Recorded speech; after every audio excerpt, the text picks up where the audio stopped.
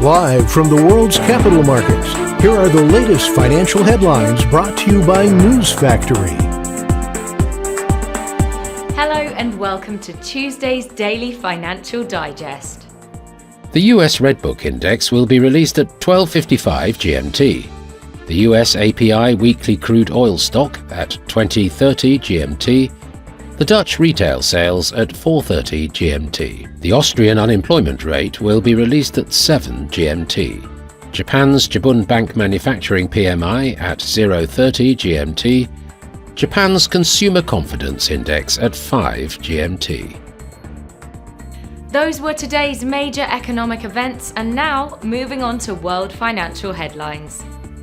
The S&P 500 and Nasdaq reached new record closing highs, capping their best quarter in over a year as hopes for trade deals and possible rate cuts eased investor uncertainty.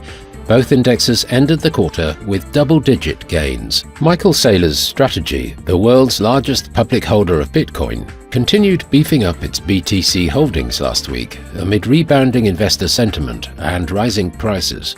Strategy acquired 4,980 Bitcoin for $531.1 million.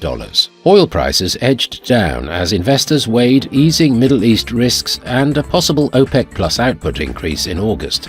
Both Brent and US crude oil benchmarks posted their biggest weekly declines since March 2023 last week, but rose for the second consecutive month. Coming up, our chief analyst's choices for today. The gold-dollar pair rose 1.3%, following a 1.4% intra-session dip. The RSI is giving a positive signal. The euro gained 0.4% against the dollar in the last session. The ROC is giving a positive signal. The pound-dollar price remained largely unchanged in the last session.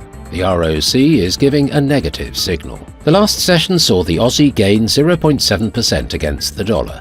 The Williams indicator is giving a positive signal. We hope that you've enjoyed Tuesday's financial report. On behalf of all of us here, we wish you a productive trading day. Be sure to join us tomorrow morning for the latest news and events from the financial markets.